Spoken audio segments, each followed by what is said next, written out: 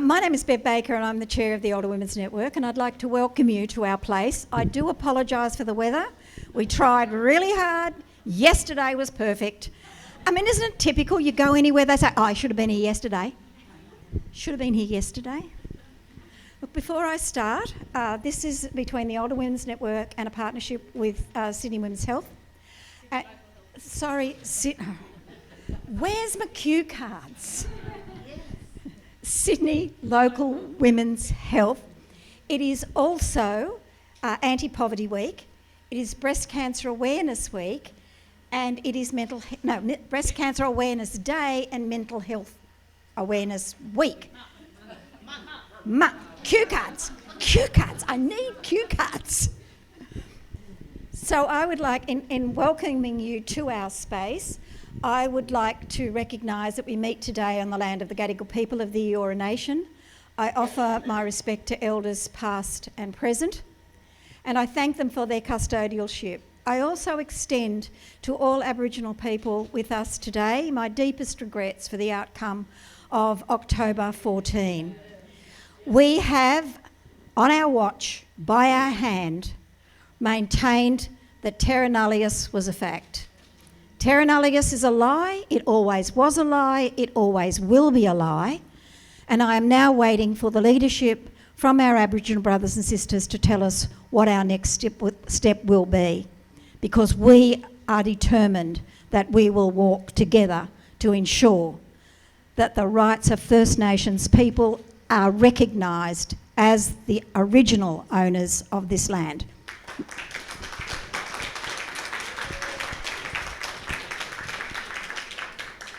So I would now like to hand it over to our wonderful ambassador.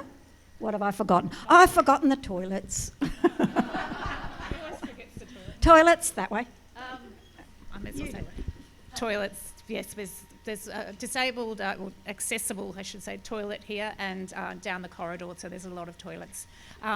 We have a communications team here, sorry, because they've just asked me something else, Cara, from Sydney Local Health District, and they've, if you do not want to be photographed today, can you please let them know and let us know?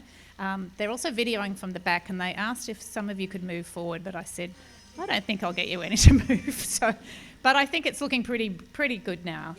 So that's all good. So I'm going to hand you over to our wonderful ambassador, Cara. Thank you. Thank you, Bev, and thank you, Christine. And can I just ask you all to put your mobile phones on silent?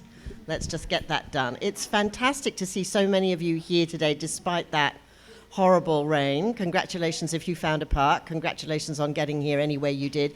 And I love the fact that so many of you have already got your notebooks and your pens out, and you're obviously going to be taking down a lot of this fantastic information that we're going to get from our wonderful, wonderful panel. I have to really thank Christine and Yumi for curating such a heavy-hitting, impressive panel which covers so many different aspects of the spectrum of women's health. So I am dying to find out what we're going to learn from these experts this morning. The way this is going to work is we've got 5 people here, 5 different topic areas. I'm going to talk to each one of them in turn, and then there will be time for you to ask questions, plenty of time for you to ask questions. We've got a fairly fluid morning as far as morning tea is concerned. When I hear your stomachs rumbling is basically when we'll stop. So without further ado, I would like to start by talking first. Yes, sorry, Christine. The team from, is it Royal Prince Alfred, yeah, they would like to, they've got a raffle. They're going to keep drawing. If you go to their table, you get raffle tickets. And we've got a raffle as well that you, just for coming, you have been put into the raffle. And if you fill out the evaluation sheet, there's prizes to be won at the end. So they want to draw one now. Is that all right before? Just to encourage people? Okay, draw one now. And then, and this evaluation sheet that's on your seat, if you fill it in and hand it in, you get in the raffle. And we'll draw that about 12:15. There's 2 prizes to be won. Okay, so let's draw the raffle. In fact, why don't we get one of our distinguished speakers? Okay.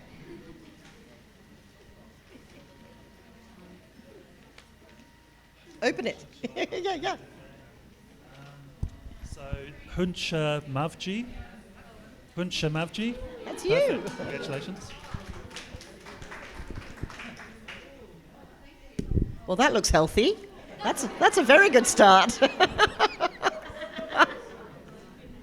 Okay, without further ado, can I start now, Christine? She's left.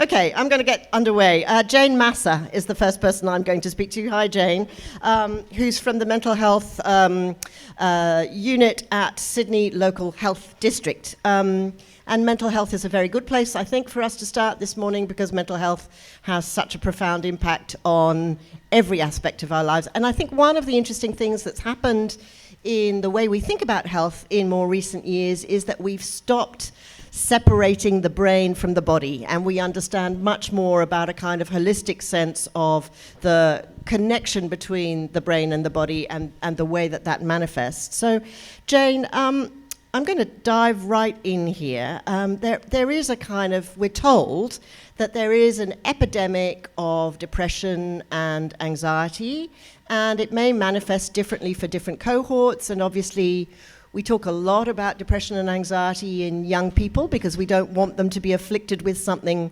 lifelong. But when it comes to older people, can you have poor mental health without necessarily being diagnosed as having a mental illness? Is your microphone on? No, it's not. You just flick it. There should be a little switch here.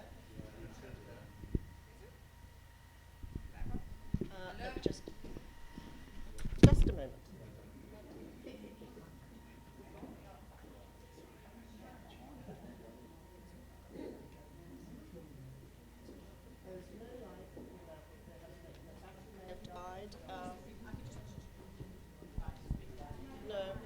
That won't work.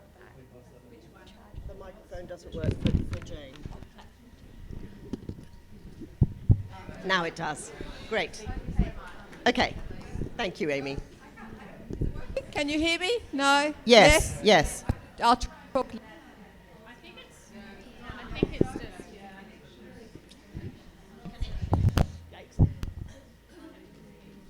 just. And keep it close to your mouth. How's that? Yeah? I'll try and talk very closely into it.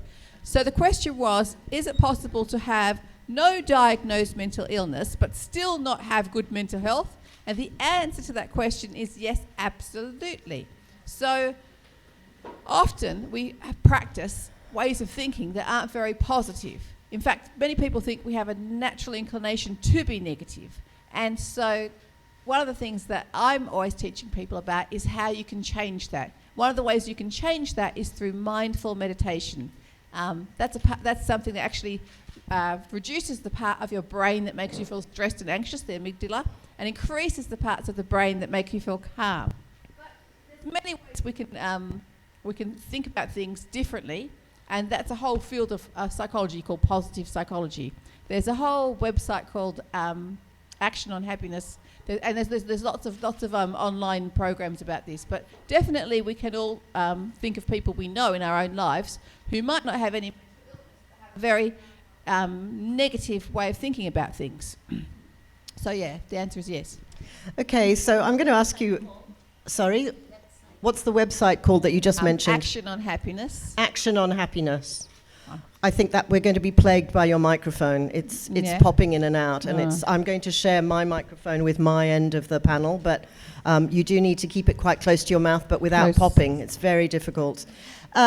Can I ask you something that's a follow-up to that about timeframes? Because I know quite a lot of people are quite impatient and they want to see results quite quickly. I know of someone who started a gratitude diary, for example, which is a standard exercise where, you know, at the end of every day you write down 3 things that you're grateful for about the day. It could be noticing a bird, a blue sky, you know, anything. Very, very simple. And after 3 weeks she said to me, it's not working. It's not working, and anyway, I can't think of anything to feel grateful for. You know, what do you do when people abandon a practice too soon? I mean, for example, meditation is not an overnight fix all. So I think it's important for people to have the information about how long do you have to do it for it to have an impact. So for meditation, mindfulness meditation, the research is if you do it for 8 weeks every day, it's after 8 weeks that you start to make a difference to your brain. And this is when they look at MRI imaging and look at the difference it makes to your brain. So with all these things, it's always going to be, and it's not going to be like a sudden thing. But I must say, I run these courses called social connections courses, and I've had people arrive at the course shaking with anxiety and saying, I don't think I can get through this whole 8-week course. I just don't think I'll be able to do it. And then practicing the mindful meditation every day, sometimes even 3 times a day if they're very highly anxious, and finding, wow, it's transformed my life. I can go out. I couldn't go out of the house before. They get through the whole 8 weeks and they feel quite transformed. But often it's a much more subtle thing than that, and you just feel like you have a more subtle change. But yeah, I think people need to, with any change, think to yourself, it's got to be incremental and slow and take a while. And so anything you can do to encourage yourself to stick with it is good. And one of the easy ways to stick with something is to try to do it with other people rather than by yourself.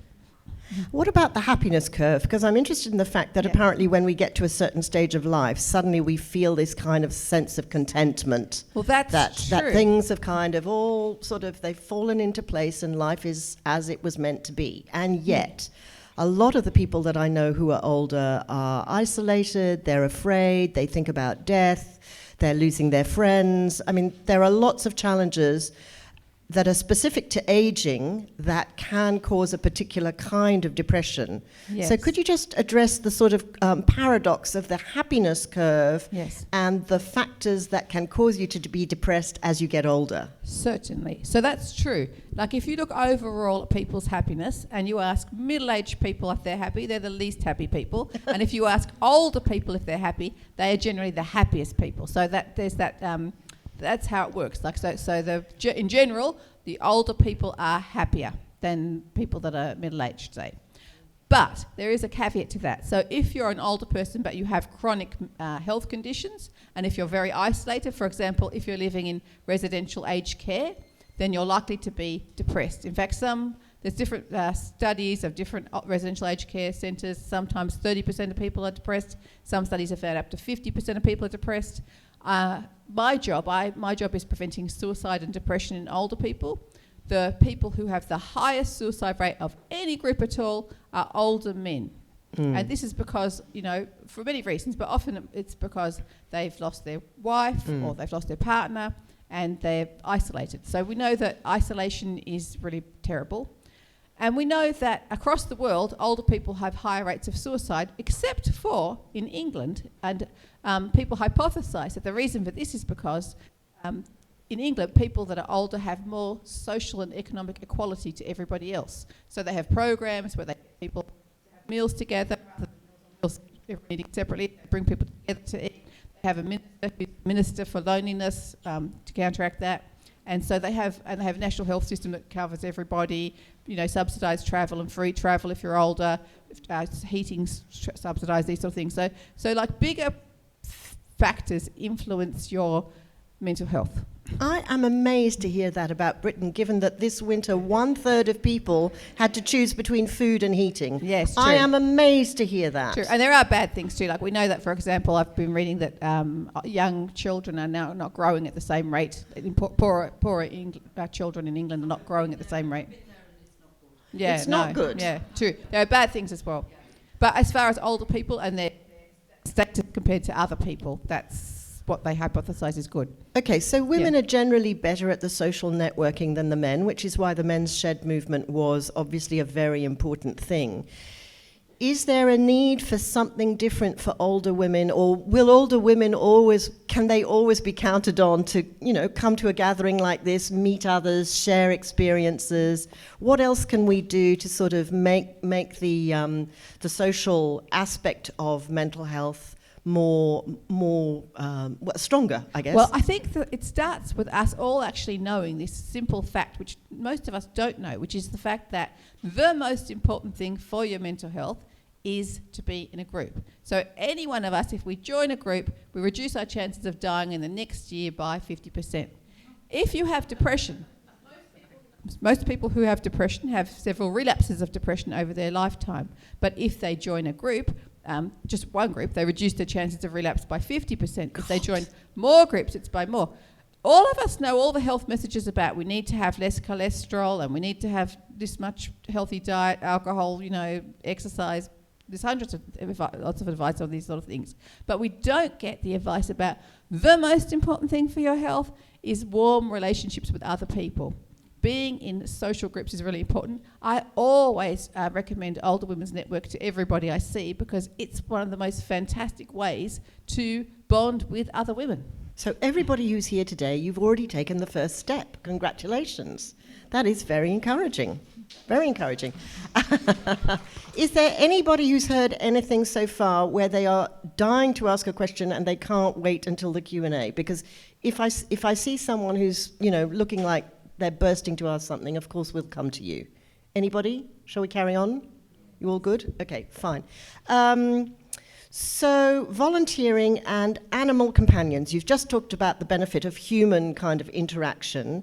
Companion animals. Yes, good idea? Well, there is some research to show that companion animals can bring down cortisol levels in people who are stressed. On the other hand, you have to weigh up the amount of work a companion animal will give you to do. So I think it varies. Like if you're living by yourself, a companion animal could be good and could also help you meet other people when you walk down the street. But it's I think it's an individual thing, because some people might find a companion animal is especially, it depends on the type of animal as well, could mean that they don't go out because they can't leave the companion animal for very much length of time and can stifle their opportunities. So you would be surprised at the pleasures of a fish. My mother-in-law got a fish. In her aged care home. We had a real battle to get her the fish because she originally thought that she might want a bird, and the aged care home was really anti-bird, so we settled for a fish. And I can't tell you how much pleasure she got from that fish. Yes, but that is a companion animal that's low maintenance. Yes. But definitely I think they have a place for certain. They can do a really amount of good. It's just I think that there's things to weigh up with it, I think perhaps I'm very biased because I have a rescue beagle and he's causing a lot of reducing my ability to socialise.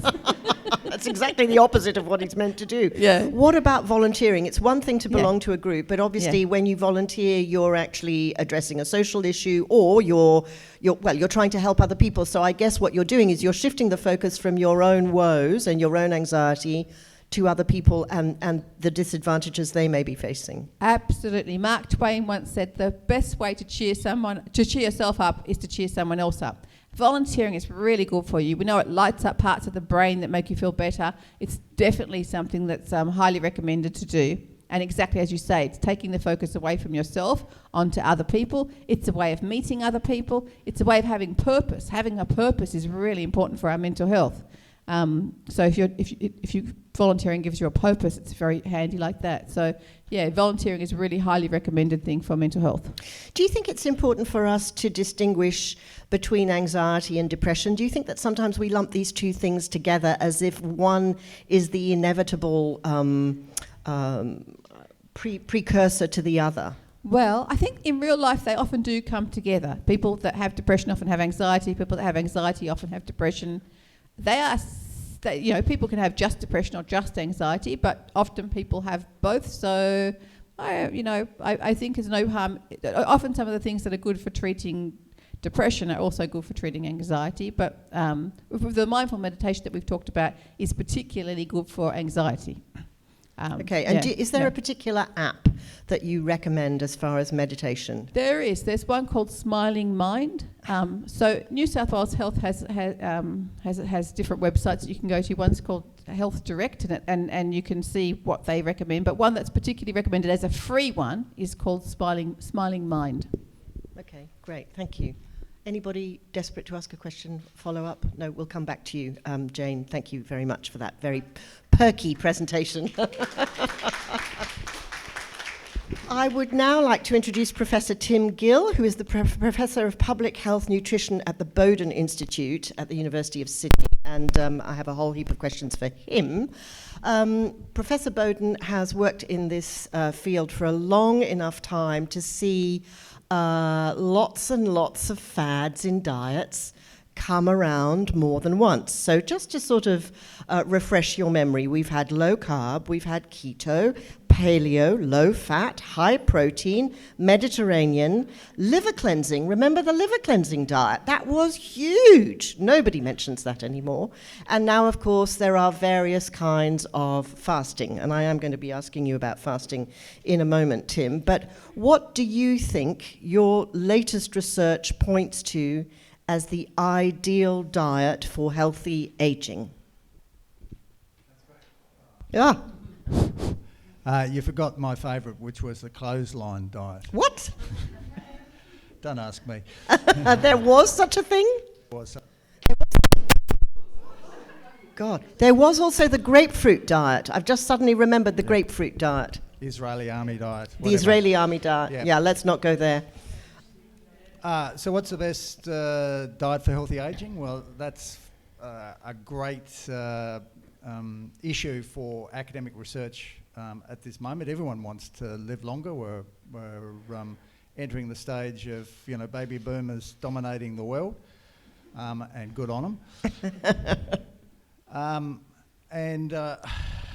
My piece of advice is that there is nothing that's going to make you live longer. That's not what I want you to say. I know. You'll get different advice. If you want different advice, just log on to social media. You'll get plenty of free advice there.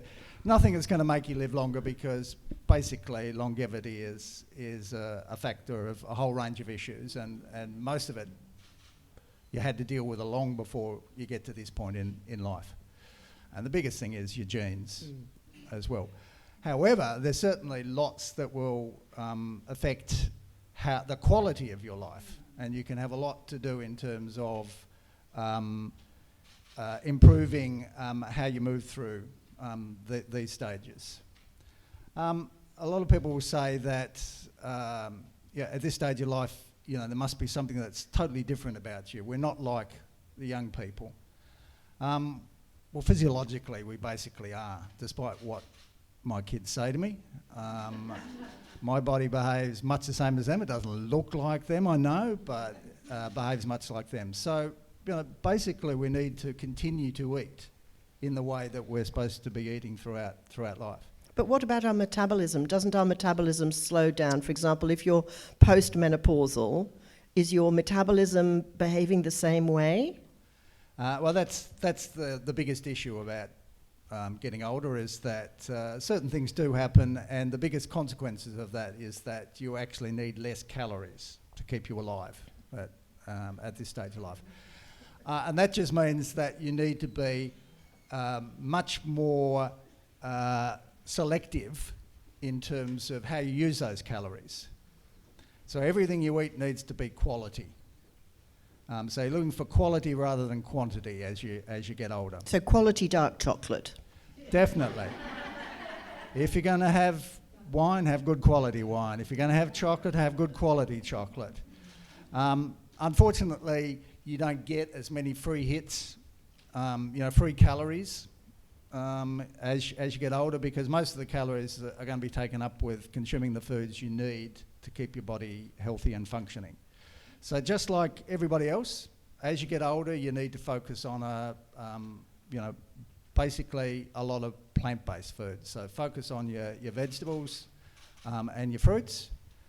You need to still maintain a reasonable amount of protein foods, but you need to make sure that they're quality protein foods. They're not very high fatty foods. You're obviously looking for leaner meats, less of them, smaller but leaner meats, fish, plenty of fish.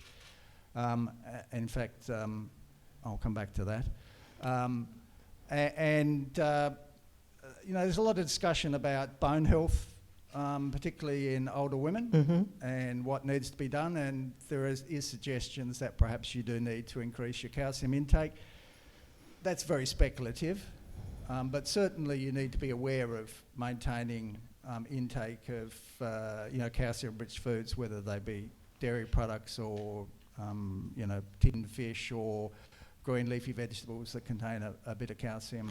A lot of women have got a kind of vestigial fear of carbohydrates from some of the old models of diets that were quite popular about 10 years ago. And one of the first things a lot of women will do to lose weight is they will drop carbs. But my understanding is that carbs are very important for mental health as well as for physical health. Like everything, the quality of carbs is the most important thing. So yeah, and sugar is obviously not, whilst it's the most prevalent form of carbohydrate in the Australian diet, it's not the preferred one. So is it about making a sensible choice? So for example, the GI of a normal potato is higher than a sweet potato, so you should choose the sweet potato over the regular potato. That's if you really want to go to that level of... Perhaps I'll forget that. That's if you really want to go to that level of particularness about your diet. We do.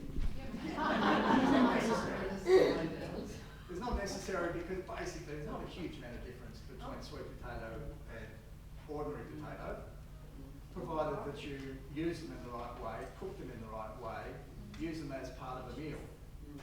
Yes, if you're going to use potato as potato chips, then yeah, that makes it less valuable than sweet potato. And yes, there are some small extra benefits that sweet potato have over ordinary potato. But that's really pushing the margins. And most people don't need to push the margins, they need to push the central component of the diet. Okay, so you say potato, I say potato. Okay.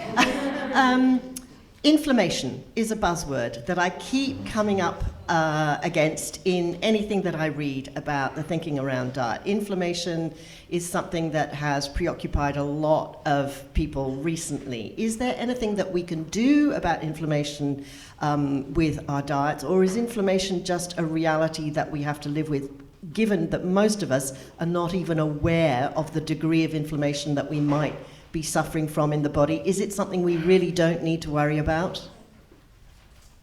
Well, I mean, there's inflammation and then there's inflammation. And most people, when they think of inflammation, they think of a sore or a cut or, redness and tingling and things like that. But there's a lot of processes that occur in the body which are deemed to be inflammatory. So they cause reactions in the body which are usually counterproductive. They may, in some cases, actually be productive. So there's a certain level of inflammation that's necessary and unavoidable in living. But the things you do to reduce inflammation through, and having a poor diet can increase that inflammation, particularly a lot of sugars, a lot of those ultra-refined, what's called ultra-processed foods, tend to favour processes that contribute to inflammation. But inflammation is something that's going on. It's part of ageing. It's a big contributor to chronic disease. So it underlies a lot of the problems that are associated with diabetes, cardiovascular disease, cancer, and things like that. Part of it, as I said, is unavoidable. If you want to reduce the contribution that your diet and lifestyle are making to it, first of all, you don't smoke, you don't drink, I shouldn't say you don't drink, but you don't over-consume alcohol, you don't drink, you exercise regularly, you sleep regularly. All those things are as important as eating a diet.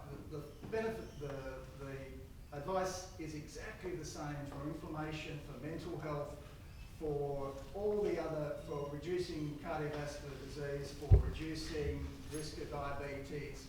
You see people come out with totally different sort of specific diets for all these things. The advice is exactly the same. Lots of plant-based foods, very little ultra-processed foods, so very little of those snacky type foods, those biscuits, cakes, confectionery, crisps, those sorts of things. So fruits, vegetables, a little bit of meat, prepare your food yourself so you know what you're having rather than necessarily buying. Now, it's inevitable that you're going to buy processed foods because they're part of the way we live these days, and they're not dangerous, but obviously the more you prepare yourself, the more you understand what goes into the diet, the better off you are. Okay, let's talk about fasting, because that is very, very popular at the moment. And there's a lot, again, on social media about a particular fasting ratio for women who are over 65, which is the 16:8 ratio, which basically encourages you to fast for 16 hours and eat within an 8-hour window. So many people I know, and I have to confess, I have done this myself, skip breakfast, which we were all brought up to believe was the most important meal of the day. So your take on fasting, please. Well, it's a fad, but it's something that we've been doing the whole of human existence anyway. I mean, we go to sleep, we fast till we eat again. Now, it is true what's happened is that in the past we used to eat within a much narrower window. And most of these fasting regimes are actually based on trying to reduce the window in which we eat. And if you're a morning person, then that means, eating with breakfast and then, trying to make sure you don't eat much after 6, 7. If you're an evening person, then perhaps it's the other way around. Perhaps you start eating mid-morning and, don't go past 9.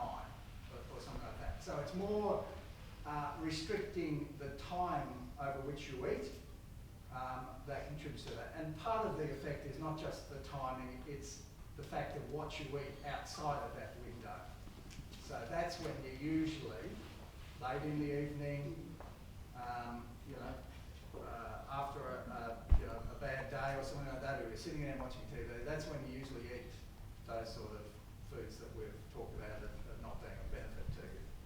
So the fasting itself has some benefits, but it's more of this maintaining some sort of consistency and regime in what you eat, which allows you to eat the right sort of foods. Okay.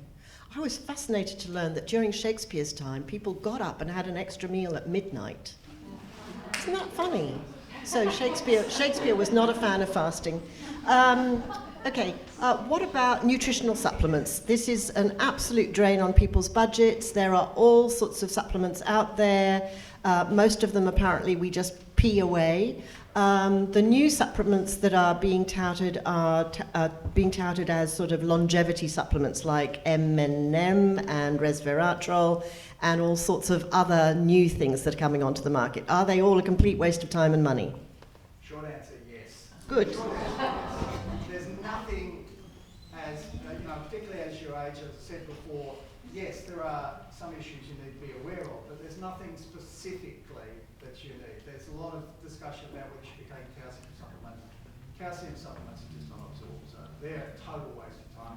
Fish oil, that's one there's still a little bit of debate about, but mostly the real benefit of fish oil are those that have rheumatoid arthritis, that inflammation that leads to that joint pain.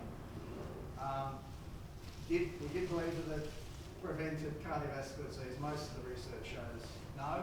If you want fish oils, eat fish. Mm-hmm. Okay, that's pretty simple. Let's talk about two things that I've observed in older people, particularly if they're living on their own or sometimes if they're living in aged care. I've been really struck by what happens to older people when they're dehydrated. It seems to be very disorienting. It can cause a sort of cognitive decline episode, which you can mistake for something much more terrifyingly permanent. Can you just talk about the importance of water? Because I think a lot of people forget to drink during the day.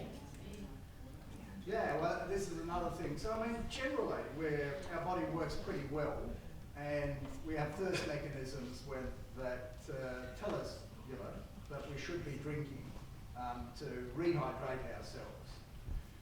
So for most of life, it's not a big issue making sure that we drink enough. But as you get older, those thirst mechanisms start to deteriorate slightly, And so we're not aware of our body actually becoming dehydrated. So it's a situation where the advice generally is that drinking regularly, and particularly choosing water as your beverage, should be the way to go. But having said that, tea, coffee, are just as good.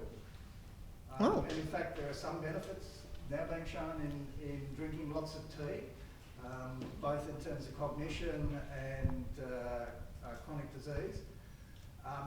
Don't get too excited about it, but it's basically saying that there's no harm in tea, and there may be benefits from being a regular tea drinker. And part of it, as I said, is that notion of maintaining a constant intake of fluid throughout the day. A lot of people say that you need 8 glasses of water a day. That was something that came from some strange sort of article that was published in a paper in the 1960s, which suggested that you needed about 2 litres of fluid intake each day to deal with your fluid needs, bearing in mind that in fact most of the fluid that you're taking comes from food you eat, and that's why fruits and vegetables are another important reason for maintaining your intake of fruits and vegetables. Okay, last thing I want to ask you about is, again, something that I've noticed in aged care or in people living on their own is, and this happened to my mother-in-law. My mother-in-law was getting Meals on Wheels, and she had members of the family who were dropping meals into her. But when she was admitted to hospital following a fall, we were told that she was suffering from malnutrition, and we were not aware of that at all. How can you tell when someone is malnourished if you're looking after an older person, or you're older yourself and you think you're doing the right thing? You've bought plenty of food in your fridge, but sometimes you forget to eat it, or you don't eat it until it's gone off. What can you say to us about malnutrition? Well, that's a tough one, because obviously it's not something that necessarily can physically detect, because in very elderly people, obviously they've lost a lot of functional capacity. They are quite frail, and these are the first signs of malnutrition. Dehydration is often identified by having skin that's very loose and not flexible, so when you pinch it, it won't go back in. So try that. Pinch test. So I'm not aware. There are probably other people more astute in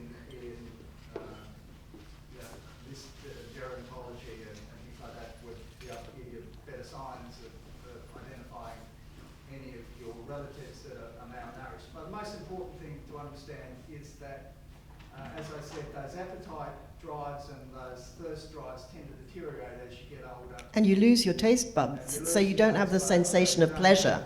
The pleasure, the desire as much to eat. It does become a bit of a burden, apparent burden to very elderly people. And again, it's about maintaining a constant intake. And at the very end stages of life, we're not even worrying about getting all your required service and everything. We're just trying to ensure people are continuing to eat something regularly. Yes, they should be getting a lot more protein, but the most important thing is getting real food into them and maintaining as much variety as possible. It's not bread and jam in the morning. It needs to be something slightly different. And of course, your teeth are another issue. Teeth are a huge issue, absolutely. If you are getting old and You're not supposed to say that. You're supposed to say it's wonderful. If there's one thing then that, people who are on there's a big cost of living squeeze on at the moment. A lot of people are cutting back on their groceries. So if there's one thing that you would urge us all to do in terms of the weekly shop, that is the thing that we should have in our basket. Is it broccoli? Are you going to say broccoli? no, No, I wasn't going to say it's my favourite vegetable. Oh, you're like George Bush. I can spell potatoes. One of the biggest messages I think that I'd like to get across is that we're all different. We all like different things. We all have different diets. And unfortunately, a lot of the dietary advice we get from government is very Anglo-Celtic. So even, there's a big push on Mediterranean diet at the moment, and there's lots of benefits from that Mediterranean diet because it is very high in vegetables, a little bit of meat, a little bit of wine, and a little bit of bread, cereal, that sort of thing, and appropriate good quality oils. So it's good. It's good for that advice, but that's not the way everyone eats. No. I mean, certainly if you come from a country in Asia or Africa, Middle East, you have a totally different way of eating.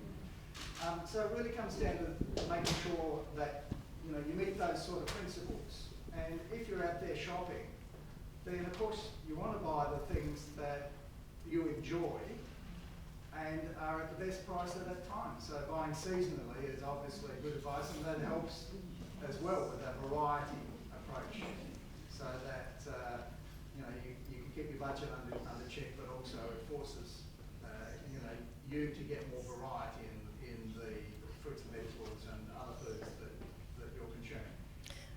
And at the end of the day, some of the most expensive things are our treat foods, even though they don't appear to be, because they make up such a big component of our shopping. So, if we want to cut down on anything, unfortunately, we need to cut down on those stacking type foods. Okay, so less caviar, everybody. Okay, thank you very much, Tim. We'll come back to you. The video is not picking up the voice, which is. I know it's horrific. We're going to go to Duncan next, in case you're wondering who to hand that terrible microphone to. Okay. So I thought that I would just follow the sort of anatomy of the body here, and that we've dealt with the stomach now. So now we're going to go to urogynecology.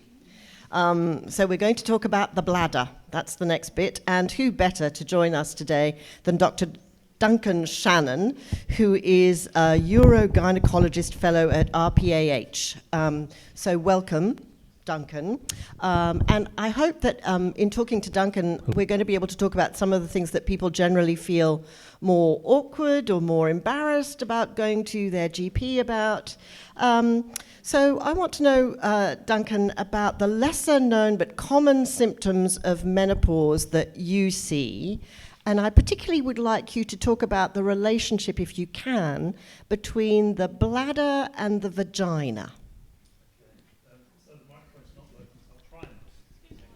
Yeah. Yes. Brilliant idea. Okay, because I was going to do that for the ones that are closest to me, but yes, thank you for that.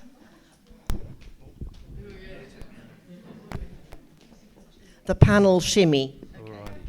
See, it might have to, in that shimmy, I've forgotten the question. Bladder, vagina. Bladder and vagina. Yeah, so Pull the cord so serve you better. So I guess the first thing to say would be that bladder issues are very common and not really talked about for obvious reasons. And we know as we get older they do become more common going through the menopause. So over 50% of women will have some type of bladder issue. So incontinence, urgency, getting a sudden urge they need to go to the toilet and have to rush off to the toilet. Prolapse as well is a big issue. So yeah, all of the interesting things that I deal with. But yeah, lots of women suffer in silence, and I guess that's a big thing that we're trying to break through today, is that it's very common. If you look around, half the people in this room will be affected by these things. But there are lots of things that we can do. So bladder and the vagina. So the bladder sits just in the front wall of the vagina, so closer to what we call the anterior side. Obviously very intimately related. And issues with the vagina can affect the bladder as well, and vice versa.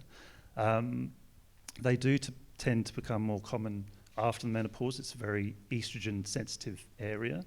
So the lack of estrogen after the menopause can cause the symptoms. So the less talked about but still fairly frequent symptoms of menopause that we call the genitourinary symptoms of menopause. So that's vaginal dryness, pain with intercourse, urgency of the bladder, so you get the sudden urge and have to rush off to the toilet, frequency, so going more than probably 7 or 8 times a day, getting up at night to pass urine.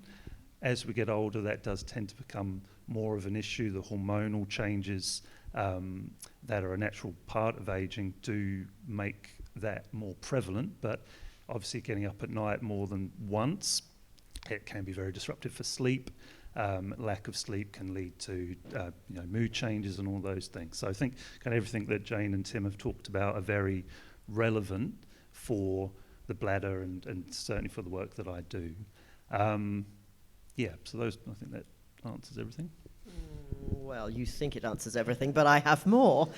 So one of the things that I hear a lot of women friends describe is that they will experience the symptoms of cystitis. They will go off and have a urine test. The urine test will come back negative, but they're left with the feeling of bladder fullness and frequency. And so what do you do if eventually you work out that, yes, post-menopause, there is this kind of thinning of the wall between the bladder and the vagina, and that's due to your drop in estrogen? Is the solution right straight away go on HRT, which obviously is not suitable for everybody? Is it applying an internal pessary, a vaginal moisturizer? And can you talk to us a little bit about vaginal estrogen and generally about vaginal moisturizers? Okay, now that's a very common presentation that we see in the hospital. And I mean, first of all, the person's done the right thing by getting things checked out. That's probably the biggest first step that people don't do. People feel like they've got an infection, they drink a little bit of cranberry juice, drink a bit of water, it goes away, that type of thing. But it's important to get checked out because it can be an infection. Infections are more common as we get older again, lack of estrogen. The urethra for females is shorter, so there is that increased risk for developing infections. And so it's important to get checked out because that can be quite easily treated. If it's not an infection, the most common diagnosis that we would come across would be what we call overactive bladder syndrome. So I don't know if anyone's heard of that before. So that's urgency often with increased frequency, so passing urine more during the day, having to get up at night. Sometimes that urge can be strong enough that people can't suppress it and even leak before they get to the toilet. So overactive bladder syndrome. And there are many different ways that you can treat that, and we often start off with, kind of in medicine, we go conservative treatment first, so that becomes a lot of what Tim's talked about as well, dietary modification and fluids. We know that caffeine can irritate the bladder, so though a diet high in tea intake can be beneficial, it's probably not so good for your bladder, unfortunately. I mean, I like my coffee, probably can't live without coffee, but my bladder is working pretty well at the moment. Fingers crossed that continues. So it really becomes, if your bladder is an issue for you, cutting down on caffeine can be beneficial there. Modifying the fluid you drink. I mean, again, we've heard from Tim about thirst and fluid management. Our general advice, we say probably about that 1.5 to 2 litres a day. Again, there's probably that number has kind of been plucked out of thin air, and it's different for different people, different times of the year, different activities. You need to maintain a certain amount of fluid for your general health, but in terms of your bladder, obviously, the more you drink, the more you need to pee. So quite a few people who do have issues with an overactive bladder do cut back their fluids. So they only drink, 400 or 500 mils, because as soon as they drink, they need to go to the toilet. They want to go out with their friends somewhere, but there's no toilet nearby, so they'll deliberately go before they leave home and, restrict their fluids, or they won't go out with their friends because they don't know where the next toilet's going to come along. So I see lots of people nodding. So, so it's about managing the fluid as well, drinking enough that you're maintaining your health, but not drinking too much. Some people do drink excessive. I talked to a lady yesterday who drinks 4 to 6 litres a day. So obviously she's going quite often. It wasn't an issue for her, but yeah. So too much is problematic, too little is problematic. Yeah. So those type of simple things. You mentioned hormone replacement therapy, or we like to call it menopausal hormonal therapy. We wouldn't specifically recommend that for bladder issues. Because my understanding is that HRT does not impact on localized vaginal hormone deficiency. Is that right? It doesn't, as well as local vaginal estrogens.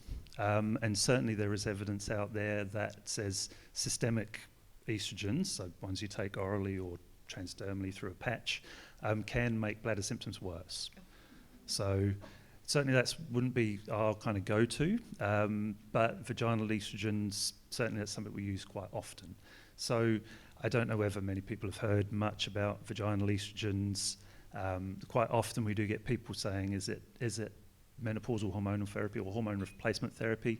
I guess technically it is, but it's the medications that we use are a low dose of a weak estrogen, and it's used very, very locally. So the amount that's absorbed into the rest of the body is minuscule. So they've done tests and blood tests of people who have been using it vaginally, and the levels in the blood are very similar to what any postmenopausal woman would have.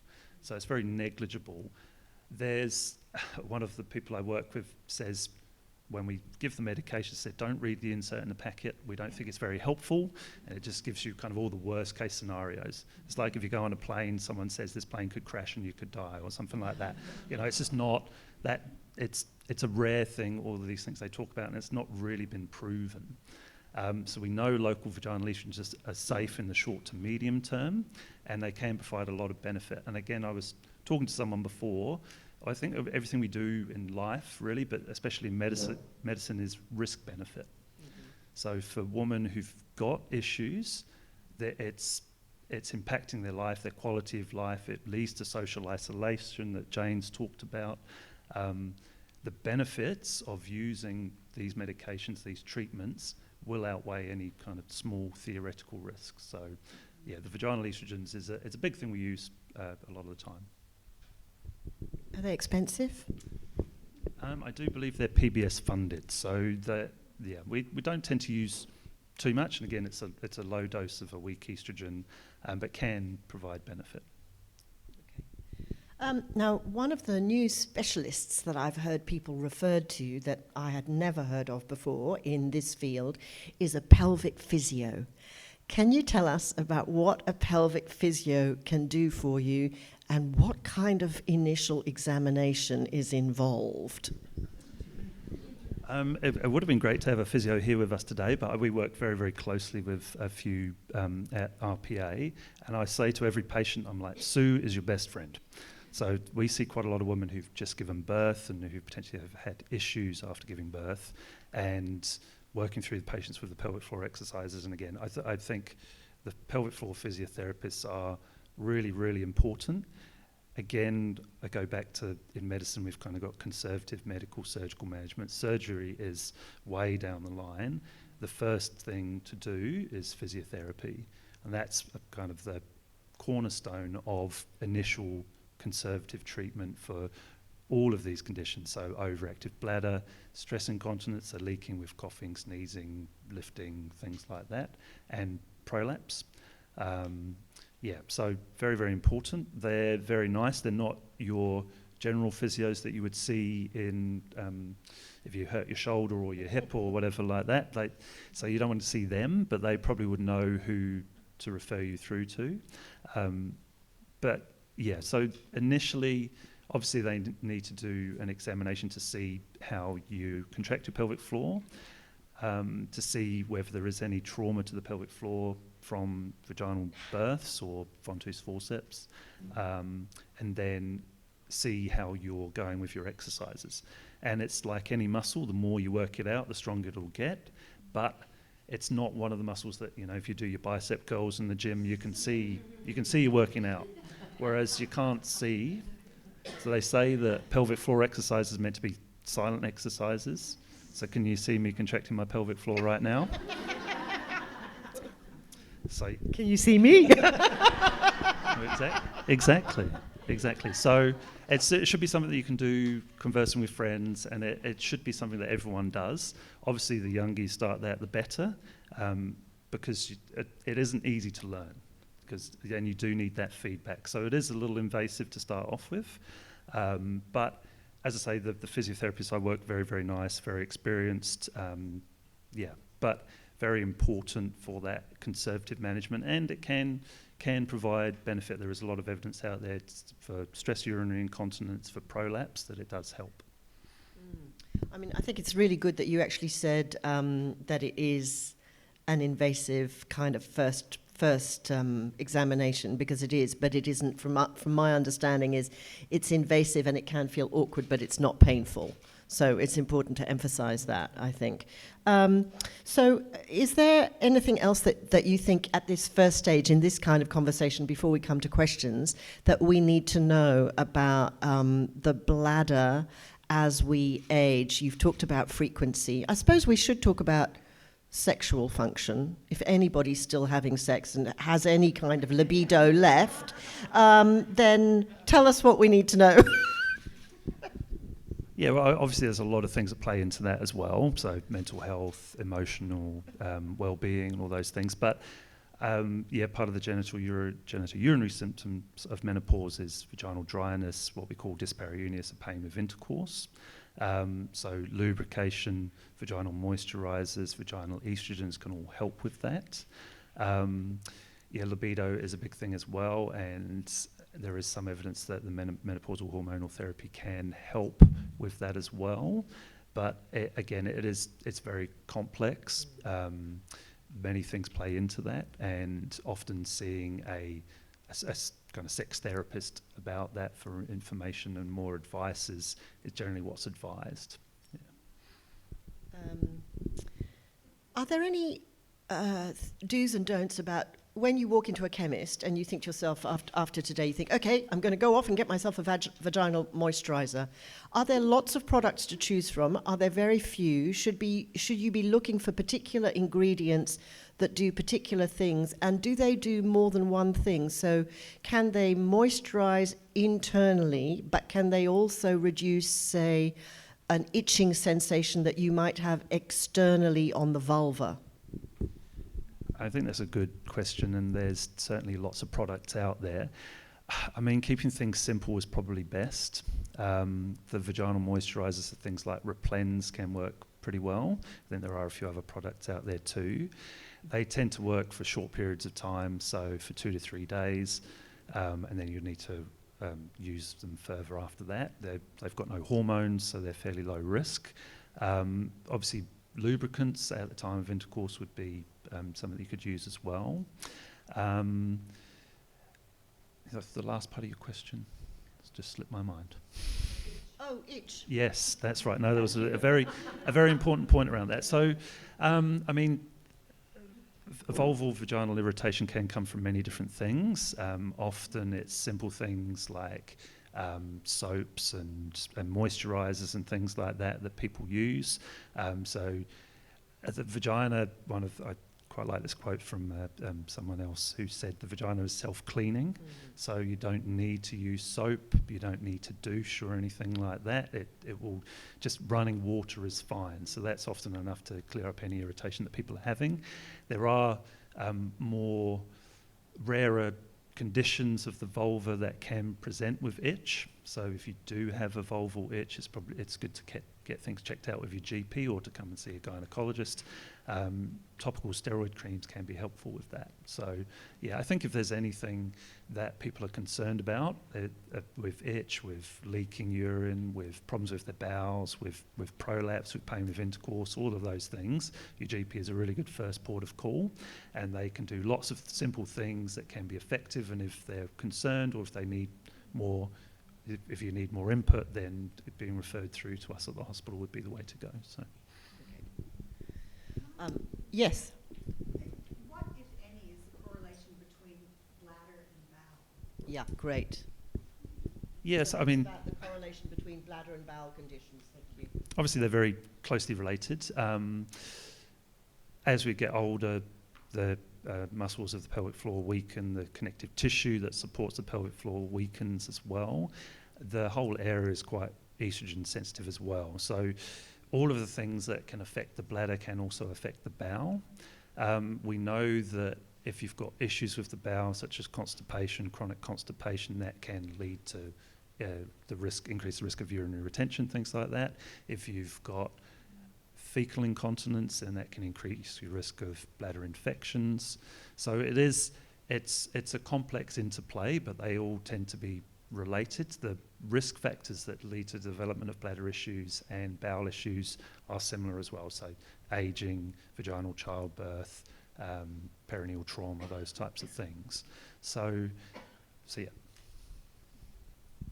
How's everybody travelling? Are you all okay? Yes, quick question from the front here. Is it correct to say that the reason why we tend to have these infections is because we are not drinking enough?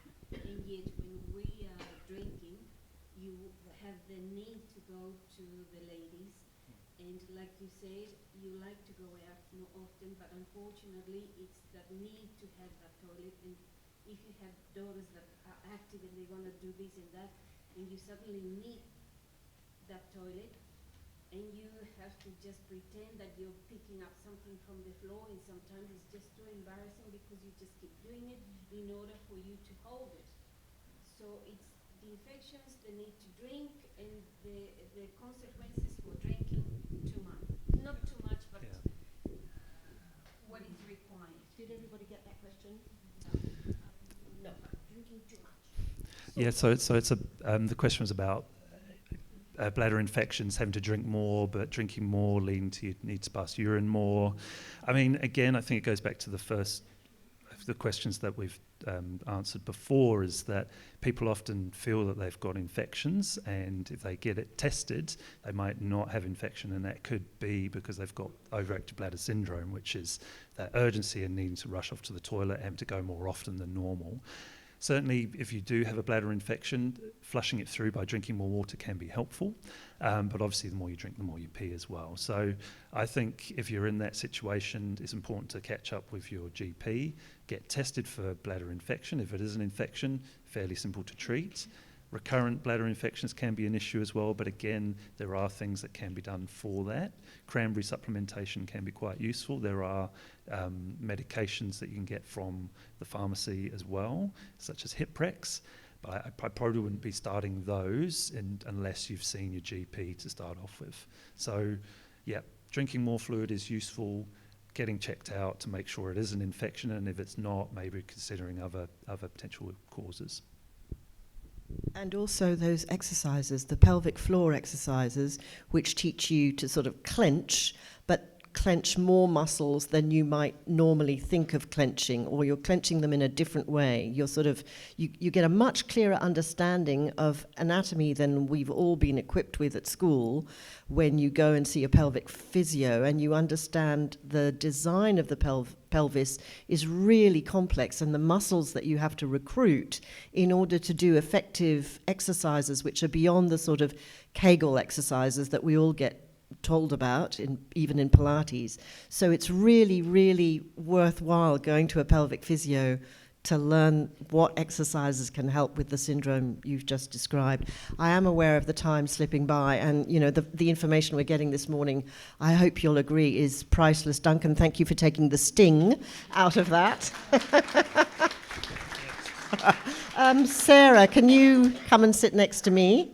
It's your turn next. Sarah is with us from Dementia Australia, and it's great to have you with us this morning. I'm wondering whether you can tell us about whether there is an increased risk of dementia for women, and do we know anything about whether women who take HRT are more or less likely to get dementia? Is there any research on that? So I thought I'll start by explaining what dementia is, just to get a bit of a debrief on what the term is. So dementia is basically an umbrella term to describe a range of symptoms that are caused by effects and disorders of the brain. Dementia can affect people differently. It can affect the thinking, the memory and behaviour of people. And there's quite a different group, quite a large group of dementia types. Most people will know commonly that Alzheimer's is the most common form of dementia. And there's currently predicted 400,000 Australians living with a dementia diagnosis at the moment. That number's actually predicted to increase to 800,000 by the year 2054. So it's a huge jump. And some people are actually quite surprised that it's not more. And I think that comes down to people actually being diagnosed. There's lots of diagnoses that go sort of unnoticed. So that's a little bit about dementia. In terms of women's risk, I think, you know, as women, we're sort of natural caregivers. I think we take on a lot. We work and we look after children and our families, and we tend to sort of, you know, not go and get those checks and put other people first and look after everyone else's health. So women actually do live longer than men, and that's sort of a proven study. So in saying that, old age is that number one risk factor for dementia. So naturally, sort of women are a little bit at more of an increased risk of getting it. Is there a threshold beyond which, if you live to a certain age, I don't know whether this is an urban myth or not, but my mother is 95, and I've been told that having got to that age and being sharp as a tack, she's not going to get dementia now. So is there an age that you can get to beyond which you can go, phew, I'm not going to get it? It'd be nice to say yes. Look, I don't know, you know, if that's a proven fact, that once you do sort of get past that milestone of 95 or whatever it might be, that it reduces the risk. But I think it comes down to, you know, genetics as well, you know, the things that we can't really control. Certainly the things we can in our life, you know, lifestyle changes that help can definitely sort of delay the onset of that happening. You mentioned the fact that there are different kinds of dementia, and obviously the one that we all know most about is Alzheimer's, but I've had a member of my family with vascular dementia, which comes on much more suddenly and seems to manifest quite differently. And obviously you can also have two different kinds of dementia at the same time. You can have vascular and Alzheimer's together. So can you just talk to us a bit about vascular dementia and how we can prevent that? Because I think we've got more chance of preventing vascular than Alzheimer's, which, as you say, is a genetic inheritance. Thank you. Yeah, I think with vascular, you know, the different types of dementia depend on where in the brain it is affected and how it's affected. So being that the vessels are in the brain are narrowed, I think, you know, it can be down to your lifestyle majority, you know, reducing the risk of, reducing your intake of alcohol, reducing smoking, or, you know, cessation of smoking altogether. Your diet is a big one as well. So all, you know, lots of those things that you can modify in your life can help to reduce that. Okay. What would you say to someone who had a history of dementia in the family, given that there is now a genetic test that you can take that will tell you whether you have a likelihood or a predisposition, but there is, you're shaking your head, there is no test. I thought there was.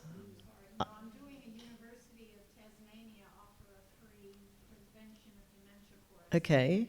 Google University of Tasmania MOOC.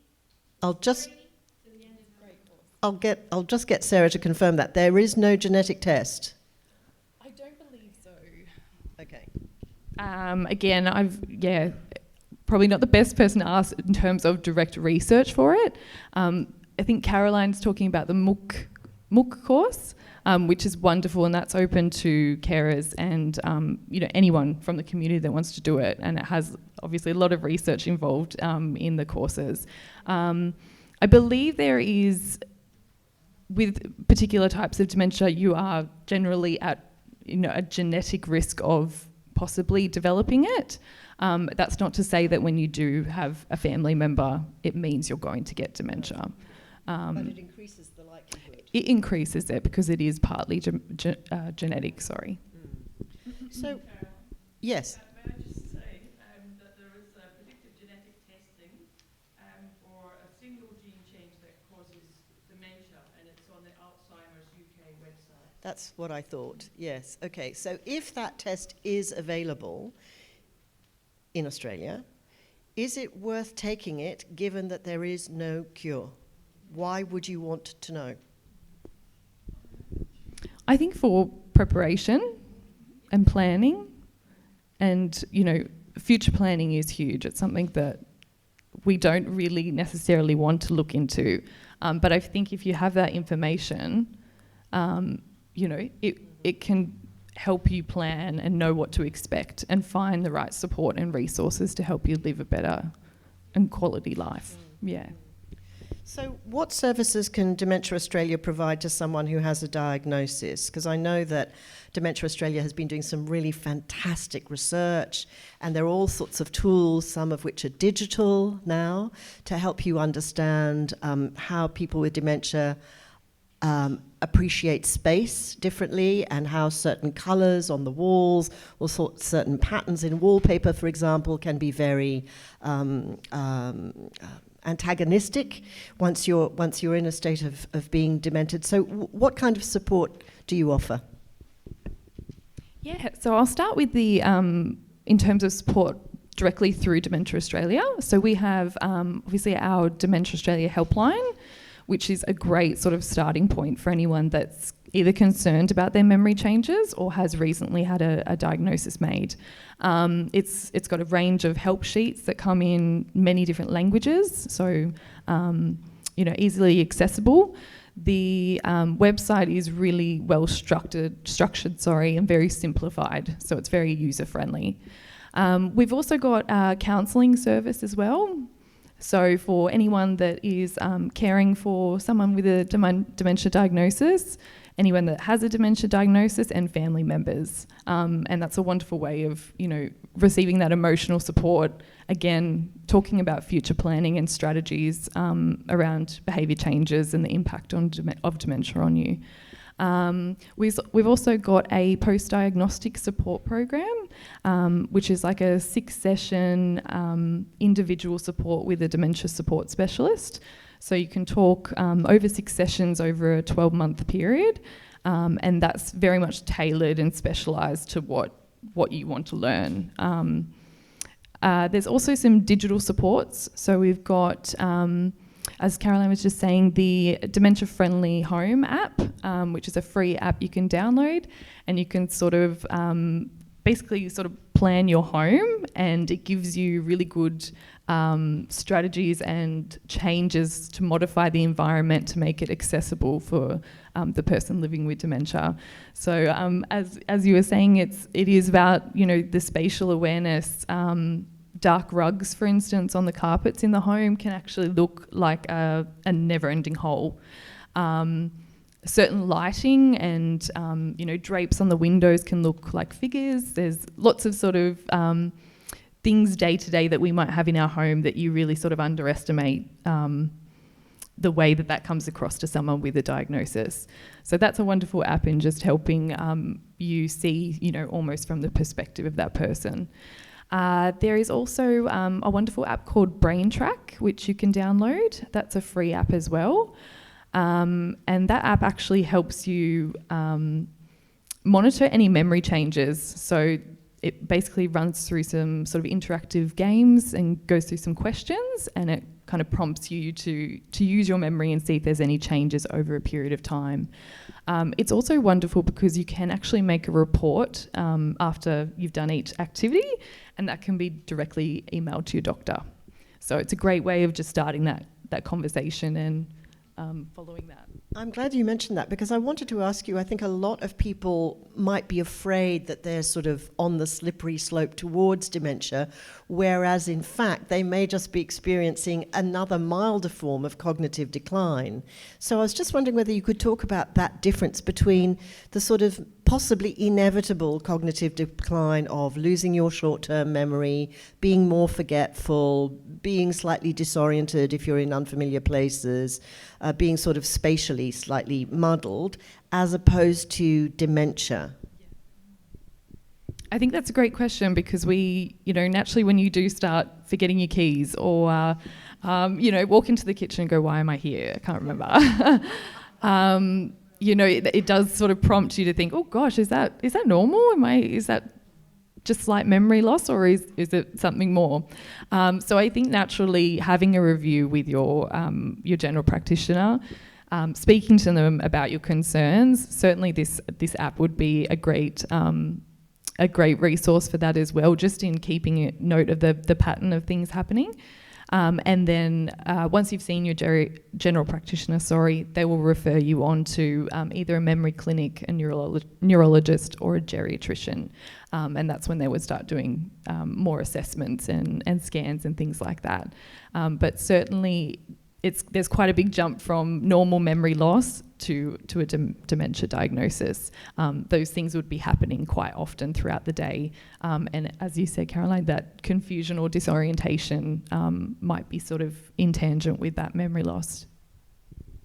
Thank you. I think it's reassuring to note for a lot of women that they may experience short periods of memory loss and kind of brain fog during menopause, and it can feel really terrifying, like you are on the sort of slide into something else. And then once you've come out the other side of menopause, often you will find that your memory comes back and that you get back the clarity that you lost initially. So if anybody is feeling that applies to them, please don't worry too much, because it's not necessarily what you think it is. Anything else that you would like to say, that you would like to add in terms of dementia and prevention and awareness for us as a cohort here today? Yeah, I think just the importance of looking after yourself, and that social aspect, increasing your social wellness as much as possible, as well as doing daily activity to get your heart rate up and get that sort of blood flow going to your brain. They're proven things that 30 minutes a day of daily activity can greatly reduce your risk of dementia. And I think, ultimately, when we do have a diagnosis, that can be quite overwhelming, or to hear that your family member or loved one has a diagnosis, having support of friends and family will make a huge difference.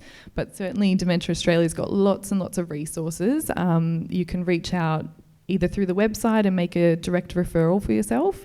You can call. It actually runs 24 hours a day, 7 days a week, 365 days a year. Or you can get your geriatrician or general practitioner to make a direct referral. Thank you. That's fantastic that service runs 24 hours a day, 365 days a year. That is amazing. Thank you so much for being with us today, Sarah. Thank you. Okay, finally, Trish, would you like to come and sit next to me? Trish Lynch is from Population Health, Sydney Local Health District, and we are going to talk about some of the more sort of social indicators, I guess, for women and ageing. So what are the Australian guidelines for physical activity for older women? We've talked a little bit about that already this morning, but from your perspective, confirm, amplify? So Sarah's already stolen my thunder. The physical activity guidelines for women in your age group is 30 minutes of moderate intensity exercise or physical activity every day. You can have a couple of days off a week, but basically that's the guidelines. That's my next point. Moderate. Moderate means that you're increasing your heart rate so that you can still speak, but you can't sing. If you could sing, then it's low intensity. If you can't speak at all, then it's high intensity. So moderate is speaking but not being able to sing. So that's kind of an easy way of knowing it. The other part of it is that it doesn't have to be all done in 30-minute slots. So you might decide that for you, it's 3 lots of 10 minutes per day, or 2 lots of 15, or whatever works for you. So that's a really good thing to know, that you don't have to have that dedicated 30 minutes. And I've forgotten the rest of the question. No, that's right. But it's interesting. There are as many fads to go with exercise as there are to go with diet, which is what makes this such a complete minefield. And the most recent take on exercise that I've read about is that, in fact, you can get away with 2 to 3 minutes of high-intensity exercise and that you don't need to do the 30 minutes. So what's your response to that? Well, the current evidence is still that it's 30 minutes of moderate intensity. The 2 minutes of high intensity may be a specific need that you're addressing, and that's the thing you should also know is why you want to do physical activity. And I'm going to say there's one word I can answer to that, is to keep independent. That's 2, sorry. But it's really important for us to keep independent, I believe, and physical activity is your gateway to be able to do that. And you need to know what your goal is. And I hear all the negative reasons about physical activity. I'm too busy, it's boring, I'm not an exercise person, I don't like lycra, etc., etc. The answer is you need to find what you like doing, and something as simple as vacuuming is a physical activity if you do it with a moderate intensity. And if you do it slowly, obviously it's not. If you want to garden and you're doing doing the soil or whatever, if you do it with moderate intensity, it's an exercise. It's physical activity. So it doesn't have to be in the gym with a piece of equipment. It doesn't have to be sweaty. It just has to be something that increases your heart rate. The other side of it is that people often say, I can't do it because I've got poor knees. I can't do it because I've got diabetes. I can't do it, I'm digressing here. I can't do it because of A, B and C. If you talk to your GP, if you talk to your physio, if you talk to your exercise physiologist, there is always a way that is the best way for you with your particular issues. So people who have arthritis often find doing exercises in warm water is the best way of exercising. So they're not aggravating those joints, but they're actually still making the muscles work. People who have dementia, cancer, all sorts of things, going walking has been shown in lots of different types of research to improve people's health outcomes, people's independence. So it's really about knowing what your limitations are and then finding the right kind of exercise that works for you, so long as you're aiming to increase, as I say, your heart rate, increase your physical activity to keep independent. I thought when you said one word, I thought your word was going to be fall, and we might come to fall prevention in a moment. There is a lady with a question there, and then I want to come back to you. Yes.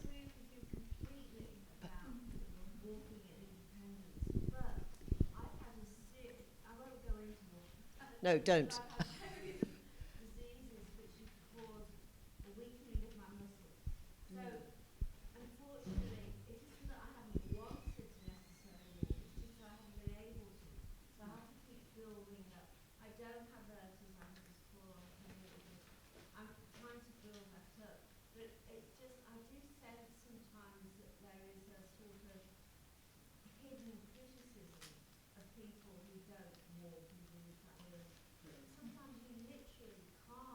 But you might be able to do, for example, the Older Women's Network runs a fantastic online course of seated yoga.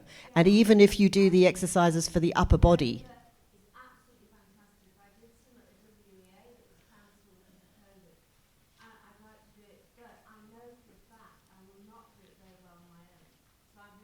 Yes.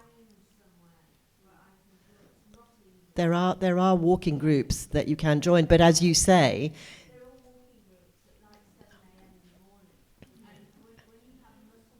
yes.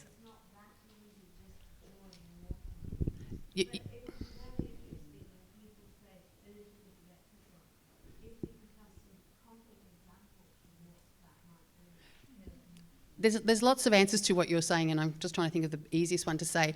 There was a study done, and we actually have one of the people who were involved in that study, and it was called Life. And basically, there were a whole lot of exercises around your home that were working on your muscle strength. So every time you put something, for instance, into your dishwasher, rather than bend over to put the item in, you actually squatted.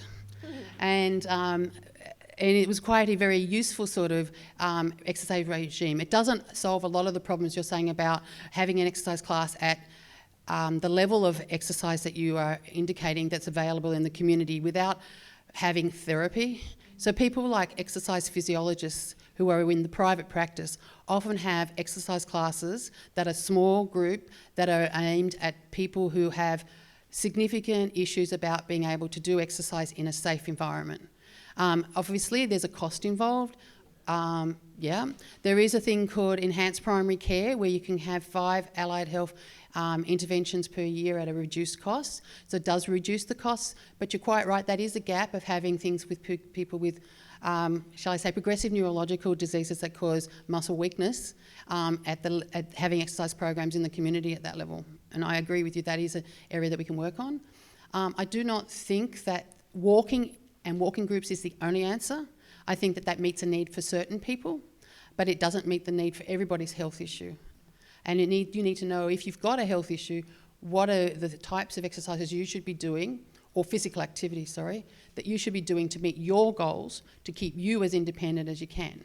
And as I say, the LIFE program I found really useful when I'm a rehab physio by background, and we found it very useful being able to give people things they could do in their home. So every time you put your plate away in the cupboard, rather than doing it once, you do it twice or 5 times or whatever it is, so that you're actually working the shoulder muscles in a functional way that meets your goals of being able to continue to put that plate in the cupboard. L-I-F-E, yeah. Let's talk about falls prevention, and particularly I'm very aware that quite a lot of forms of exercise that you might undertake, particularly if you're starting, if you start and you start wrong, you can injure yourself before you've even begun, and that can be incredibly discouraging.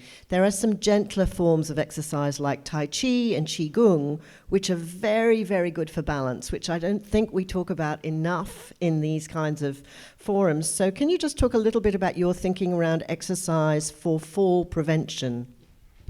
I'm going to take Sarah's lead again. She's very good here. The definition of falls prevention, the World Health Organization definition of a fall, is if you're standing up and you end up on the ground.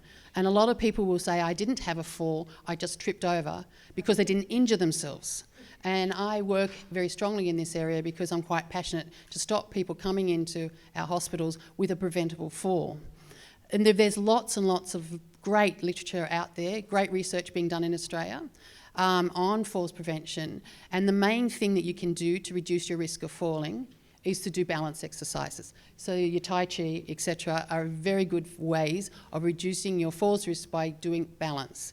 It doesn't have to be that sort of exercise, but if you look at falls prevention, you need to do leg strengthening exercises, and falls also is reduced by balance. So if you go for a walk, there is no research at the moment that says that will reduce your falls risk at all. And the bad news is that 1 in 3 people in this room will have a fall this year. And if you have a fall, you'll probably have another one. If you're over 80, it'll be 1 in 2 of you will have a fall. And I'm sure if I ask for hands up, people have had somebody in their circle who's had a fall and then ended up with a not so good outcome. Yeah. And it's quite common for people to fall, but as I say, the simplest answer is, of course, going and see your GP to check out why, because you can have a medical fall, so if you're having a stroke or such, or you can have a mechanical fall, and it can be as simple as looking at your shoes today and having a look at the sole to make sure that here is a wet day, and did I actually check that the soles of my shoes were in good nick? Because I have run falls prevention classes in the community, and I know that if I have a falls prevention class, people will come on a wet day with their old shoes who do not have good grip. You laugh, it's true. And they will slip over more because they haven't got the grip, because they don't want to damage their new shoes in the rain. And they're talking on the phone as they rush along the pavement to try and get to your class on time. Hurrying is not a good idea. Just as an idea for an exercise, if you don't know where to start with a balance exercise, I was recommended the exercise of standing on one leg while brushing my teeth. Now, once you've mastered that, you can add a degree of difficulty, and this is really hard, which is brushing your teeth standing on one leg with your eyes closed. really, really difficult. So, there are lots of things that you can do around the home to build up your balance that seem inconsequential and silly. And if you treat them like a game, maybe that actually makes them more fun. Do you have any other tips like that? I wouldn't start with standing on one leg and brushing your teeth, because until you know you can do that safely, and you might end up on the floor, and then you might end up in RPA. So I'd really like you to start with something as simple as putting one foot in front of the other, standing up tall, and trying to stand still for 10 seconds, or 5 seconds if that's your number. But I don't mean, but standing. We won't stand up. But that's the simplest way of checking your balance. I did actually bring some footprints to check people's balance today, but one of my footprints has walked out of the room for some reason. I don't know. But that's the simplest way of knowing if you've got a balance problem. And just because you attend physical activity all the time doesn't mean that you've got good balance. So I'll tell you a story. I'm a storyteller. I had a gentleman who came to one of my classes. I run a program called Stepping On. And he walked in and saw a whole lot of grey hair. And he thought, oh, this is not for me. And he had his gym gear on, he had his bag of weights, and he looked really fit. And he was in his 70s and he looked really fit. And he said, I do exercises every day with my weights. Okay, fine. So he did that test on his balance, and his balance was terrible. Because it's called specificity of training. So if you don't challenge your balance every day, it will not stay just because you're a nice person. And unfortunately, you start losing your balance when you're 30. So it's a steady decline. I thought 40. 30. So even if you did lots and lots of balance type activities when you're a child, does not mean that it will stay. It's a physical activity, it's a muscle strengthening that you have to do every single day, like cleaning your teeth. You wouldn't leave your home without cleaning your teeth. I would suggest you wouldn't leave your home without doing some balance exercises, because it's that important and it's that easy. The jacarandas are falling off the trees. They're beautiful, but they're slippery. And if you don't have good balance, then you are very likely to slip on them and become a cropper. Is poor eyesight or deteriorating eyesight related to fall? Well, it is because you're 2 times as likely to fall over if you have poor eyesight. So balance is 3 things. It's the inner ear, your vision, and your muscles. So I say to you, if your eyesight is declining, then you're even more important that you do exercises to improve your balance. Make those muscles in your legs do what they were designed to do. Yeah. I can always tell in this room when a takeaway has really resonated with people by that little hum of that we just got about balance. And I think that everybody today is going to go away and reassess their balance in their life. And actually, it is something that we can all do preventatively. And that's the really good news about this, is we can do something. It's not going to cost us a lot of money. We don't have to join anything. Okay, we're not going to start with the standing on one leg with the brushing of the teeth, but we can aspire to that. We can aspire to that. Now, I am very aware that time is running away with us and that a very delicious morning tea is being laid out. But several of the things that you said, Trish, lead directly to something else, a presentation that is going to be very, very quick from a member of the research team into physical exercise who is looking for volunteers for a research project. So take it away. Thank you very much, Caroline. Hello, everyone. My name's Betty Ramsey, and I'm a physiotherapist at Sydney University. My colleague, Kath, would you mind standing up? So we might talk to you in morning tea if anyone's interested in our research. I've got my T-shirt, my Be Kind T-shirt on today, because this is about being kind to your body by being physically active. So we're looking for people who are aged 50 and over, living in New South Wales, who would like to be more physically active. And through our research study, we give people support. So Kath and I have got about 70 years of physiotherapy experience between us. That's a lot, isn't it? We were children when we started, yeah. And we've also got about 20 years of health coaching experience. So we've coached between us hundreds of people who have wanted to be physically active, but they haven't really got started, or they've started and they've not been able to continue, which is very common.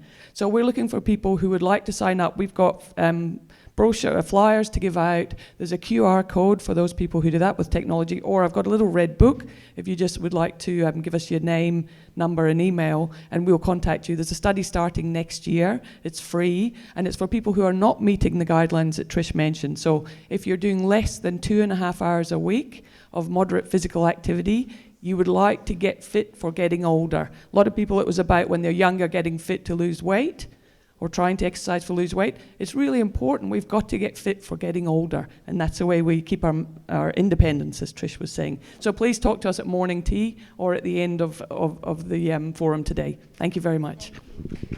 Thank you, Betty. Okay, I get the sense that people are getting restless and hungry. Have you got any urgent questions for anyone on the panel that you haven't asked yet, I guess? Yes, Bev, I'll come to you in a moment. Is everybody who's sitting next to me on the panel happy to stick around and talk to people privately and individually if they're too shy to ask a question in the forum? Yes, Bev, what would you like to ask?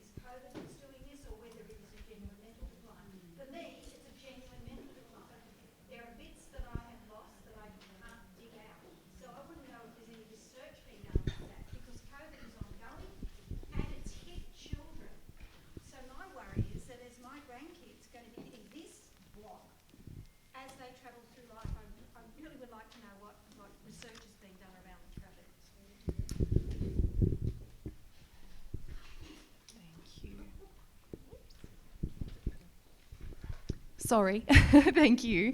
Again, it's something, I think it hasn't had enough research into. I hear a lot of people talking about after COVID experiencing those side effects long term and a real slow recovery, blended in with the long-standing cough, the memory decline or the foggy brain, lack of focus.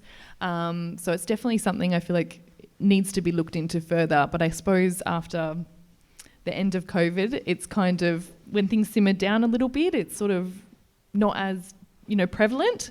COVID's still around, of course. But yeah, in terms of the link with the memory, it's a hard one, yeah. It's just the research isn't there yet, basically. Not as yet. No solution as yet. Any other questions that you would like to ask in this plenary session, or would you rather wait for morning tea? Yes, you've got a question there.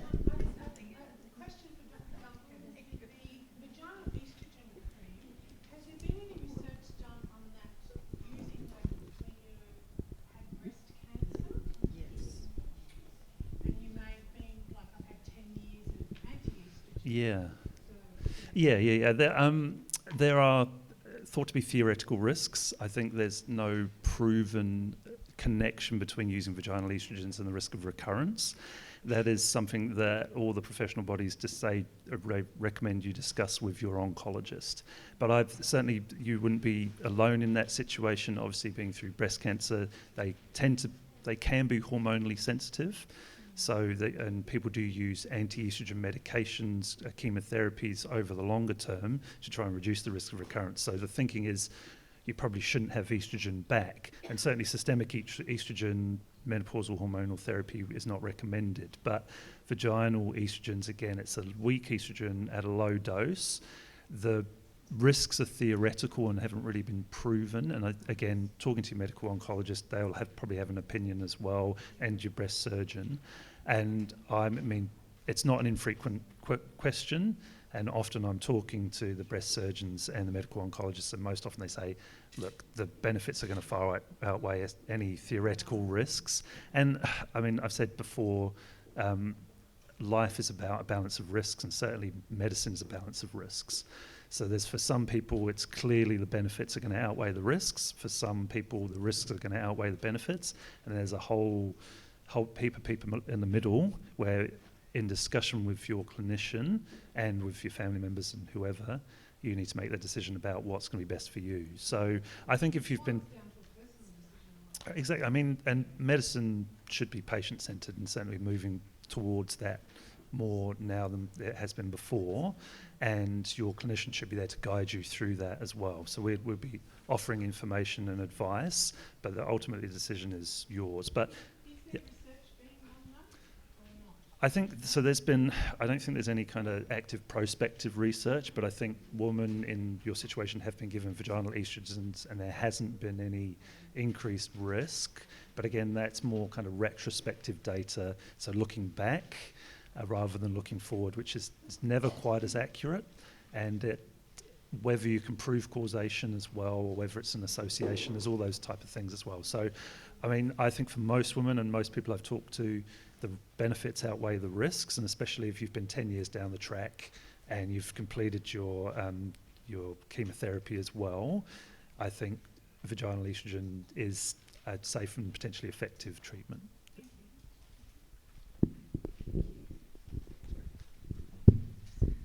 I think if we keep going any longer, morning tea is going to turn into lunch, which is not a bad thing necessarily.